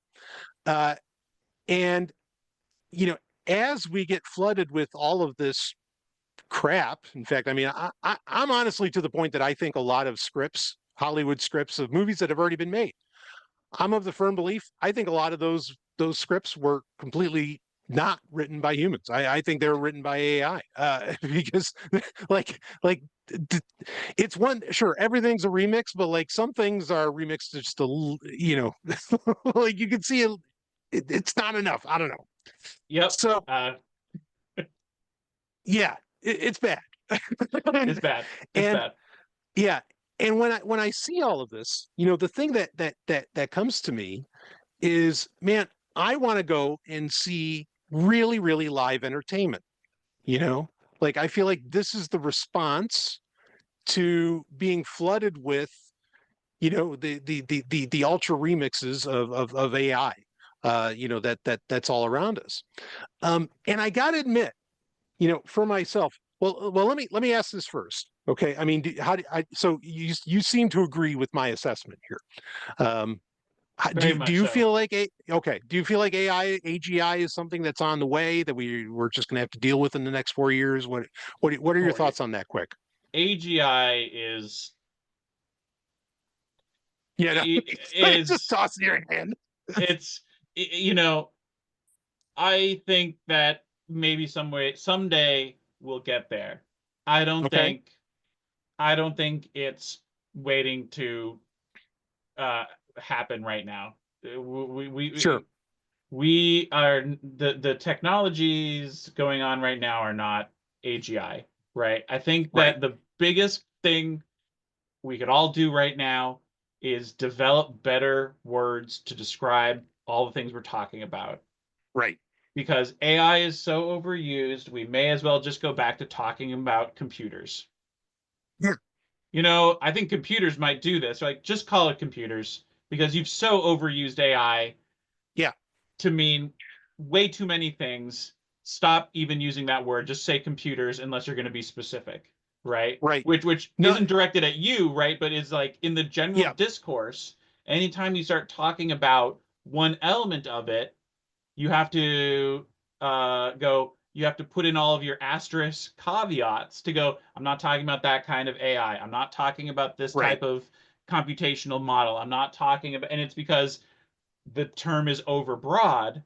And so Yes. like you'll be like, yeah, so I'm going to use AI to do this and other thing, and you'll be like, generative AI is stealing artists, and I go, I agree with you, and they go, then how could you be talking positively about AI? And I go, I'm sorry, let's just say computer Yeah. because Well, yeah. So you're raising a phenomenal point. And you and I are both gentlemen. Well, that might be a little kind, but we're both gentlemen with some gray in our beards. Okay. yes, yes, And yes, thank you. yeah, and I love it too. So, but I don't think people remember what it was like. And this was true from, honestly, the late 60s, the 70s into the 90s, and maybe even into the early aughts. They don't remember that, like, when you were watching a documentary or even a TV show. Like, I can remember episodes of like Linda Carter's Wonder Woman, from the 70s, where, there were times where it's like, well, we'll run this through a computer, or well, the computer says this, and like anything they needed to solve, like you just kind of put in the term computer. Or if you're watching documentaries, it's like, and while using, computers to analyze this sound, this sound is something that couldn't exist anywhere else, or something like Right. they would just throw this term around all the time. Like, well, they used a computer. It's a computer. So it must be true. It must be real. It's a computer, and sooner or later, computers became so ubiquitous that, okay, people realize how nonsensical that was. To just say like, "Ooh, it went through a computer. I've got a computer on my desk too. So what?" You know what I mean? But you're right. AI is being tossed around today, just like that. Just like the term computer used to be. It was supposed to impress you somehow and make something more real. Yes. Yeah, and I think once you get past the marketing hype of Silicon Valley, I think a lot of people are realizing, and there's actually research to back this up that wasn't done by AI, by the way, that people like get it. They know, like, no, this is kind of bullshit. And when you encounter that, again, and this gets back to the point that I want to get to is, I think you have a real desire for the random, and for the live experience. Now, Mrs. Sovryn and I, we go to metal concerts and concerts, all the time. I've actually kind of run into a bit of a problem with concerts, and I won't take long explaining this, but in that, and it's not because, musicians use backing tracks and listeners can go and look up what backing tracks are, but everything has become like, part of it is because they are using backing tracks. So everything has become so timed that you're not really seeing a live experience, because everything has to be perfect. They can't take the time to react to the crowd. They can't make mistakes, which is part of the beauty of seeing something live. But there's not a lot of real crowd interaction, which is the point of live entertainment, in my opinion. And so even concerts, in some senses, depending upon the act, have become kind of boring. Now, there's great live acts, live bands out there that have a following, where people will go wherever, and they're basically like mini cults going around, like King Gizzard and the Lizard Wizard, some bullshit like that. Yeah, or Fish. Great example. And that's actually a group I like. But they're basically mini cults going around, and that's fine. It's fine. Yeah, right. But this kind of entertainment, this kind of live where anything can happen, I think is really going to grow in prominence. And I don't just think that it's going to grow in prominence. I think it's necessary. I mean, how do you feel about that whole analysis, BP? I think that is, I agree with you is the short answer. Sure. Right? Is that like a piece of entertainment that I really enjoy, that AI will never touch, right, is watching Taskmaster, the British comedy series. Oh, yeah. He gives them strange tasks, and then humans have to take a very silly idea seriously, and you're like, the emergent situation is hilarious and unscripted. And brilliant. It's just hilarious, and you're like, yeah, you that is never going to turn into the band with a backing track that's perfect, right? Like that is always going to be organic. And so, to like, and through watching that, and seeing people struggle or like, do genuine human things, you have this connection to them, and you're like, oh, that's what I was looking for. Right. And you're like, and to your point about the concerts, you're like, if I wanted animatronics, I'd go to Chuck E. Cheese. Yeah, exactly. Right? Like, at what point do they just become human animatronics? Right. If they're tied to their script or their program. Yeah, exactly. Because I mean, like we've been to some concerts recently. I mean, the crowd is so fucking into it. They are chanting the band's name. They are like laying it out. And the band can't spare an extra minute to interact with the crowd about that. You know what I mean? Like they can't, because the backing track, the song, they got to move. We got to go. We got to get through this set. We got to do. And it's just like, God damn it, man. You know, like, no, no, no, no. Like, let's have the exchange. I paid money to have an exchange with you, you know, of some kind. And, you know, I never really, and I'm not just saying this to like promote you. Okay. Because here's the thing. You are a master of this. Okay. And I'm going to give you the chance to promote yourself, but Okay. you are a master of this. In that I went and saw you, and of course Ellen was there as well. You know, we saw you do Dorks and Dungeons, right? Correct. And you're basically doing, you know, like you're breaking out your best occult hats and playing, you know, Satan worship and playing Dungeons and Dragons on stage. Yes. Okay. But like you're interacting with the audience, you know, and I mean, tell me about this. Like it was so cool. Even though, you know, Ellen and I were in the nosebleeds, you know, because even though we're great friends with you, you can't give us good seats. But no. Okay. We're in the nosebleeds, so it's not like we exactly, you know, I mean, like you give people these chips to change the dice roll or something, and you know, I'm having to like pretend I'm Nolan Ryan and you know, trying as hard as I fucking can, but my arm's gonna fall off. But whatever, okay, so, it's fine. I live with it. Made it a sporting event, you know. But anyway, so but I mean, people like I felt like it was a pretty full house, and people are just laughing their asses off and having this amazing time.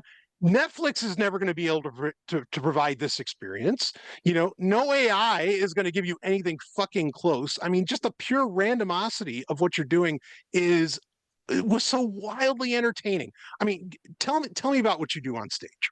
Right, yeah, the magic of what we do on stage for the viewers at home, right, we're doing an improvised comedy show using the framing device of tabletop role-playing games and nerdy shit like that.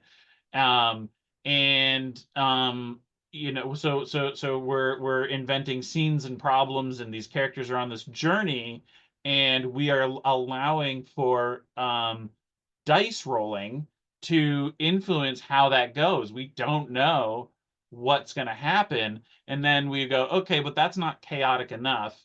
We also have the audience, who are their own thinking individuals, can decide to force us to re-roll the dice.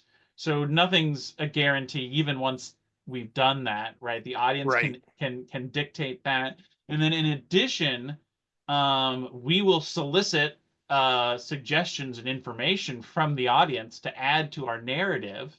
And then in addition to that, some audience members, unprompted, will interject additional information by just shouting at us. And that also becomes, you know, input into this insanity of a machine, of this, you know, shared you know, we're all in this like heightened state of a shared mind following a storyline. And the final like cream on the cake or whatever, right? The icing on top is that all of us performers, and plus the audience, the thing we're doing that no computer can do is we're doing the human ability to free associate. That we can take an idea, we can take a word, we can take an emotion, and then go, in my human experience, go, this is reminding me of this other thing. And so Right. I'm about to um you know, sort of take a turn, but not a non sequitur necessarily, but just incorporate a whole new idea into what's happening, subtly or overtly, to continue fueling this in a way that I wasn't expecting, nobody else was expecting, right? And everyone on stage is working in the same way of pulling in this lateral thinking that humans, you know, is this amazing gift that we have in our brains, Right. right, fueling that in, and then that's like on top of all these other just crazy inputs into that system that we're then taking and going, what else, right? And then driving that towards a story, and everybody loves a story, right? And so then that is Yes. the sausage that gets made is a story. I mean, it's awesome, and even I love how, there was a point where one of the I guess I'll say cast members, like like tripped over something that was on the stage, like some column that was right there, like just all these mistakes that can happen. And because like when I go to a rock show, like that's part of what I want to see. I want to see the mistakes happen. It's like when you go to a wrestling show, which might be, in my opinion, regardless of what it's like today, in the abstract, might be one of the penultimate forms of entertainment, Yep. because you have to have so much ability, and it can be shown through athleticism in this case, perhaps not so much through storytelling, though there's your own story you can tell through your body. Um, but you're always, when you're like a mark, what they call a mark, you're always looking for like the mistake, like, oh, was that supposed to happen or wasn't that supposed to happen? And that's actually the fun of the experience. Mm-hmm. Yeah, getting lost in what's being done and the action and all that, okay, that's nice. But ultimately, the intelligent person is going, well, wait, what's real and what's not? And I think very much you're playing with that, where like so much can just go wrong, which creates a whole other heightened tension, right? Because that's a big problem that I think anything that AI generates runs into, is like it's always playing it safe. Always. I mean, yeah, it can tell you things that are wrong, like but it's confidently wrong. Like, and that's the Mm-hmm. thing. That confidence is like the safety net. That's always such a problem. It's like, no, I want you to screw up. I do want you to screw up. I want you to like do something you weren't meant to do. I want all of this. And yeah, I think we very much define ourselves by how much we fuck up. And Mm-hmm. you guys and gals are just on stage and you're fucking up all over the place. And it's so cool.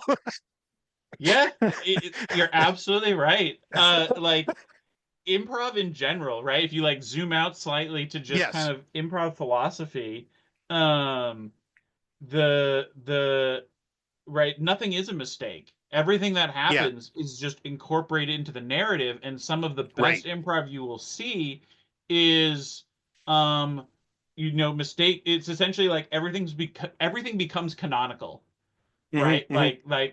And so this mistake is now canonical. And there's been, I think there's like actually a Netflix special where they like filmed some people doing improv. I can't think of the name of it right now, but there's like Sure. a hilarious, yeah, I wish I could remember it. But in any case, they're playing these characters and they're cycling through the characters, and one of them comes out and they're like, "Oh, hey, I'm sorry, what was your name again?" And they're like, "Oh, Stephanie." And it was definitely not Stephanie, right? Like that character's name was something completely different. And the other actor remembers the name and goes, "Wasn't it Jennifer?" And he goes, "Yes, but my nickname is Stephanie."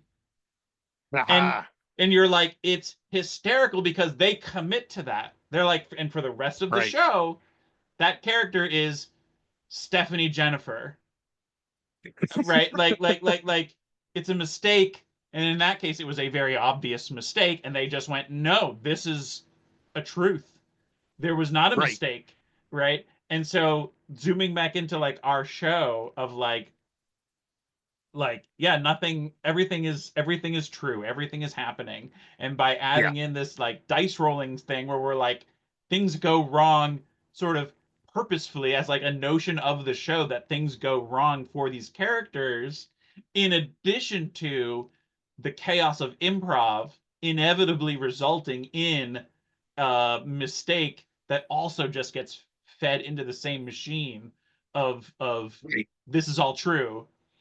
um and it's just like a magical experience to perform that. And you're just trying to collect all the information and you're just trying to synthesize it. You're like, it's the ultimate exercise in the notion of syncretism, of like you cannot, no matter what you build from, you cannot end up with a contradiction. um right? Yeah. Like that's what we're doing on stage. That's what we're doing is exploring that idea of how can this all be true. Yeah, I love it. And this is kind of a prediction I have. And I think this is a conversation you and I are going to have a lot more because again, I think this is only going to grow because I don't think, the narrow AI that we have, however it's being implemented, I don't think it's going anywhere. Like, I mean, sure, OpenAI may, shutter up, next year because it runs out of money or something, or who knows Right. what'll happen. But itself, generative AI, it's not going anywhere. Google's going to throw all their money and everything they can at it to make sure it keeps going, blah, blah, blah. So I don't see it going anywhere. But I'm reminded, did you ever see Peter Jackson's King Kong from 2005? I might have. That was a long time ago. Yeah. Jack Black was in it and some other, Yeah. it's Yeah. actually, I think it's an amazing movie. I know not Okay. everybody's a fan. I love the shit out of it. And the video game was great too, which at the time you couldn't say that often about movie video games. But Yeah. anyway, uh, in that movie, part of the kind of the opening premise of a lot of what's going on in it is this gal who ends up being, the blonde that King Kong famously carries off with, whatever. She works in vaudeville. But she works in vaudeville at a time when the motion picture is becoming a thing. And so vaudeville is dying. And what's ironic to me is that in almost the exact time frame of a century, in almost 100 years, so basically like, kind of approaching 1930 to 2030, something within that range, I feel like basically vaudeville is going to come back, Mhm. and we've come full circle to where the motion picture or whatever it takes shape as on a streaming service or something has just become so clean, so rote, so banal, or banal as it's supposed to be pronounced. I just like banal better. um it's so banal that, and so boring ultimately, and so inhuman, that people are going to want to go to these kinds of events like what you're putting on, and go to, go to these kinds of experiences. um I mean, the streaming services are seeing it already. The only thing that keeps people subscribed is, something that's like literal live content, like, football or some other kind of sports ball nonsense. um and yeah, I think people are going to be so ridiculously hungry for this, and they don't even know it yet. But it's going to be there. Like, I think TikTok's kind of scratching the itch a little bit, maybe. I don't Yes. know. I'm not on there, but I think it's scratching the itch. But like, eventually, people are going to be like, no, no, no. I want to get into a room where there's, some incredibly hairy guy like BP up on the Thank you. stage doing insane things, and and they get to interact, right there. And holy shit, it's cheaper than going to the movies. So, Yeah. um, yeah. So, I mean, how do you feel about that analysis? Do you see that coming true as well? Uh, I certainly hope that is true. Sure. Yeah, like I think that is a ideal that I hope for. Hmm. Um, and it is, like so many human endeavors, it's a fight against laziness. Yes. And caveat, that is not a new problem, right? We love to go, Right. people are lazy these days. No, people have been lazy Always. since we crawled out of the dirt, okay? Yes.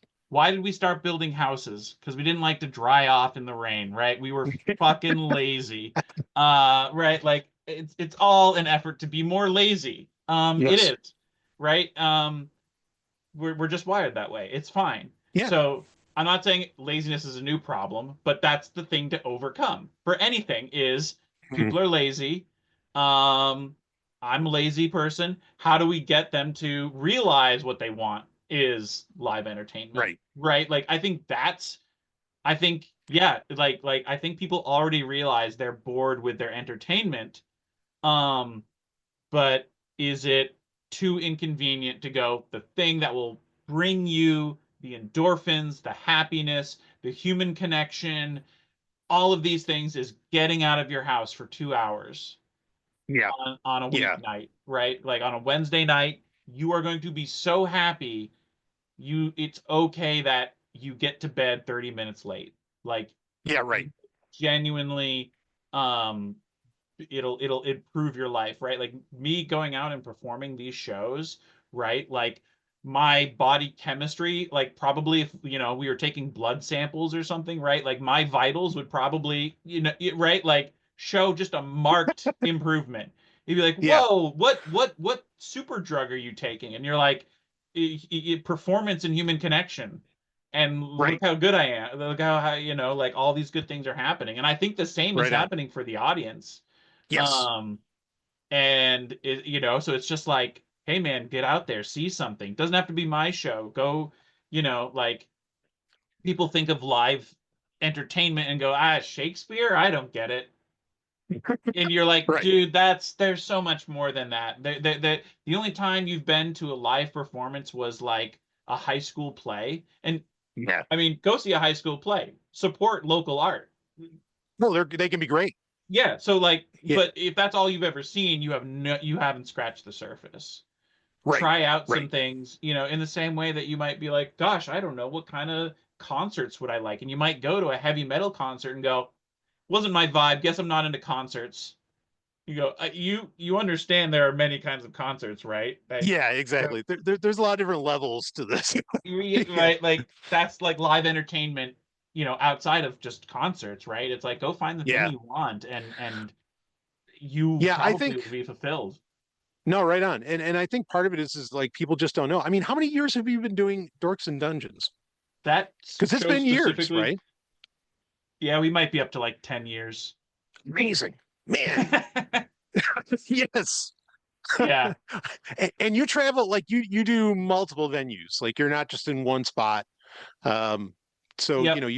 you kind of do New England decently, Yeah, or like it depends on the era of the show we're talking about. sure. At various points we've kind of settled in at different venues in Yep. the area, and then we'll kind of get restless and do shows elsewhere. Hmm. And right now we're in more that phase of things where we're kind of going around New Hampshire to a few different venues, just kind of feeling it out. So, and then we also go to Canada and perform. Oh, right on. So yeah, I'm an international performer. Uh, when you Grab all realize those terms, man. Oh Yes. man, yeah. Once you realize like marketing up talk of like technically Yep. I'm an international performer, and all of a sudden people go whoa, and you're like, yeah, I Yeah, went to right. Halifax, Yeah. which is just Oh hell, I do it all the Boston but time. cleaner, Yeah. Yeah, like right. And nicer people. and Yeah, nicer and people. Yeah, no, so but that's it. I think people just don't know this stuff exists. And again, I mean, I know plenty of people know about you, but I'm just saying that like, you've been doing it for 10 years, and that's really the key. And you were doing this well before generative AI was any kind of like threat to entertainment, yep, uh, and and that's it. So like in one sense, I'm really glad to like help get that out there because I mean, this is the kind of I'm all about, as much as there are many positive things with generative AI, the last place I really want it to be is writing my movies. But it yeah, seems like I'm not going to be able to avoid that for much longer, it would appear, and who knows how long even movies will get made. So, and my concerts are, on a sliding scale of impressiveness to, to pure shit. So I need something. And yeah. what you do is the kind of stuff I want. I mean, that really, that's it. Yeah, like one thing that pops into my right, you're like all these metal bands that you love, and you go and see them, and they've got their backing tracks, and it's boring. It Mhm. makes you. It's like I wonder if there's a local metal band who Right. couldn't possibly afford a backing track and all this nonsense, Right. right? And you go, maybe I should go here and maybe they're doing covers and playing the songs like, but Yeah. maybe they're doing original work. But either way, you're going to get that experience of seeing them yell at you or kick over an amp or like all the like human Yep. element. And you're like, yeah, if they don't have my favorite song from, whatever big metal band, but I got such an authentic experience that was so Yeah. rewarding. And then Yeah. it's like, you're like, and then all of a sudden that band is going, wow, we have local fans. Isn't this fun? Yep. Right? Like, and you're getting and all of a sudden it's like, right? I guess what I'm getting to is being like anti-capitalist, which I am anyway, but like I'm just Right being, on. but just being like, fuck these bands or any media franchise has become such a Yep. brand that you Yep. can't enjoy it anymore. Yep. You know, like so how do you fight against that? Go to your local metal band, go to your local Yeah. country band, insert any genre, insert any theater. I really like this type of entertainment. Find a Yep. local version, and they will probably be thrilled to have you. You will be thrilled to be there. Like, Yes. uh, you know what I mean? It's a No, win-win. I think I think you're hitting it exactly. Like, how do you get started with this? Is just look up the local venues themselves first. Look up the small venues. And I mean, here's the thing, even, big acts, um, one of the best concerts I've ever been to in my life was Whitesnake playing at Hampton Beach. Now, the Hmm. Casino Ballroom is famous, but it's tiny. I mean, it Sure. is tiny. Okay, so you can't get away with a whole lot there. But is a pretty good bet what you're going to see is pretty fucking live, and Yep. it was, and it was an amazing night. So yeah, find those little venues, even if they're famous. I mean, they might be famous for a reason, and stop, maybe so much looking for the big, the big Gillette stadiums and whatever else. Um, I think that's the way to get started. Even if you don't know what you're looking for, just look for the venues first and then see what's there. Yep. I think that's the great way to go. Um, Man, and now, so BP, so we're going to wrap this one up. Okay. And where can people find out more about you, Dorks and Dungeons, all that jazz? You got a good URL to get out there? Dorksanddungeons.com. Beautiful. Is that'll we've actually we've talked about this before, right? Of Yep. the wasted effort of websites. Yes. So That's a conversation I want to have at some point. Go ahead. okay. Yes. So I'll give the succinct version, which is that we basically dumped the entire website. If you go Yep. to if you go to that URL now, it'll take you to like a link tree, and then that'll send you over to like our Instagram, Yep. and I'm sure there's some other things I'm not thinking of, right? But like we have some social media pages, and whatnot, and follow us on those places. That's where we're going to post information about anything that we're doing, where our content is going to be, that kind of a thing, right? Like I said, this year we've been kind of taking it easy a little bit, so we're not super active online right now. Um, Hmm. we it's again a big capitalism thing of being like generate that content, get, it's essentially Right. the drive to monetize your hobby. Yeah. Right. Story of Which my life. right, which isn't, for those who can do it and still enjoy their hobby, I have mad respect for, right? Yes. Like that's what I'm getting at, is like if you can do it, man, mad respect. But you don't, but like don't think everyone has to, right? Is like the Yeah. counterpoint of like, Yeah. and so we do this show because it brings us joy, and we bring other people joy. It's artistically fulfilling, and so therefore we sometimes take a break. And we've been told by venues and other people like, you guys are terrible. You're terrible. You don't have you don't have the right chops to do this. And it's like, we've been performing consistently for 10 years, right? Yeah. We've done hundreds and hundreds of performances. We've performed for thousands of people. We're fine. We're fine. But they're coming at it from, you didn't make me $5,000 in a night, the Yeah, venue, right? exactly. So get fucked. Meanwhile, us and our audience are happy as can be. Yeah, And it's we're having the like, time of your life. Yeah, right. exactly.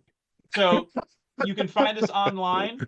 We may not always be saying a whole lot, because that's because we don't give a fuck about the algorithm. I agree. Look, I've had to deal with this, man. Like, I wasn't on social media for years. Ellen and I, we weren't on social media for years. But like, people think you're dead if you're not Yeah. posting shit. And it's like, no, man. Like, I'm living. It's actually the exact opposite. If I'm not posting, it's because I'm fucking alive. You know Yeah. what I mean? And yeah, people just they don't get it. And like, because you don't want to be in the grind and like be posting more content all the time. I mean, oh, give me a goddamn break. So I mean, that's actually the reason more that I would go and follow people, is because when they do have something important to say, they're going to say it, and I want to make sure I get it. You know what I mean? But and I agree with you on the Linktree thing too. Like, I've totally gone to that, because it's all digital hopscotch as far as platforms go. So just give a fucking list of links, and like, otherwise, I don't know. It's digital masturbation otherwise. So not that I'm against that. Yeah, right. Right. Yeah. So anyway, all right. So dorksandungeons.com. That's where people can get more of your gloriousness. And all right. So yeah, BP, like, in fact, I gotta have you in the studio. Sure. Because, I mean, that brings on like an even more intense energy.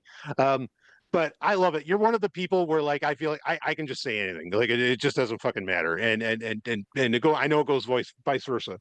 And just a brilliant guy. So I appreciate you being on Real-Time Sovryn. You're in the single digits of, like, initial guests. Like, I haven't had. You're like number 3, in fact. Wow. I know. I'm honored. I am. Yeah. So and we're going to have you on more. I know you're going to do more, and we've got some great shit to get into. Happy to. Yeah. So anyway, yeah, everybody hit up dorksandungeons.com. Of course, where you can find more of me. Not that there's any centerfolds or anything. Please remove the staple marks from my stomach if you do, though. And and we will see all of you on the other side.